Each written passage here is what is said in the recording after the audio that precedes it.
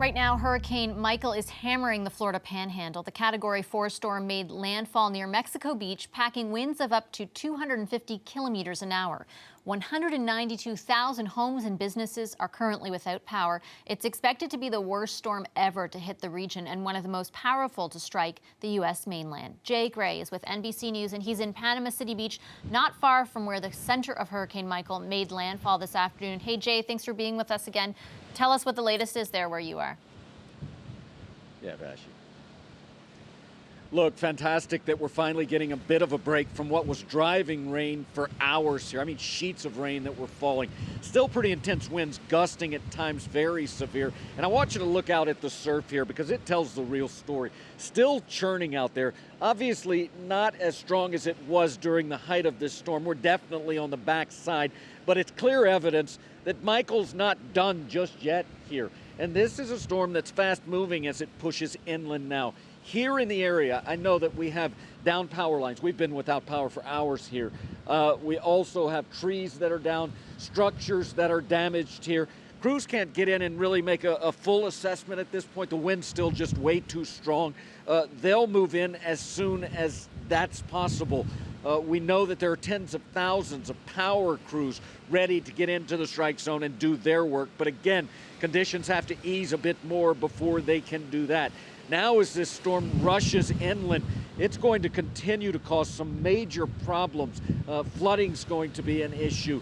This wind is going to be an issue, and that's going to continue for the next several days here as it pushes really through the entire southeast. I know you mentioned some of the damage you've seen there, and of course it's limited to where you are, but 192,000 homes and businesses without power. What is that damage like? Yeah. It's pretty severe in some of these areas. We've seen cars that have been twisted and shattered here. In some areas, Vashi, to be real frank, it looks like perhaps a tornado, and we know that there are tornadoes associated with these types of storms, but again, too early for forecasters to make that assessment as well. But we have seen shattered glass in buildings, signs that have blown through this area.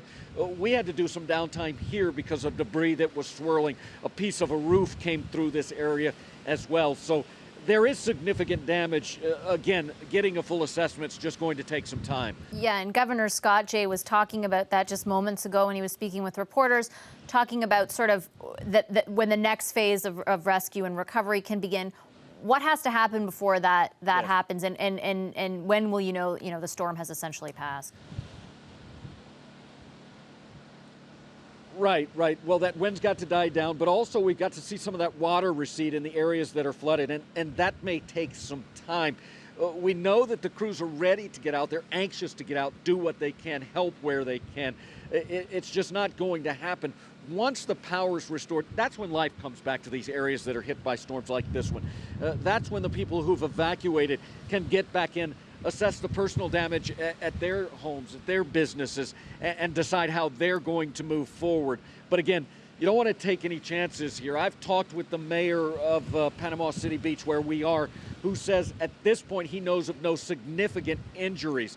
It would be horrible to see someone get out once this storm has made its way through and be injured or even worse because they didn't wait a few more hours or another day until the conditions eased.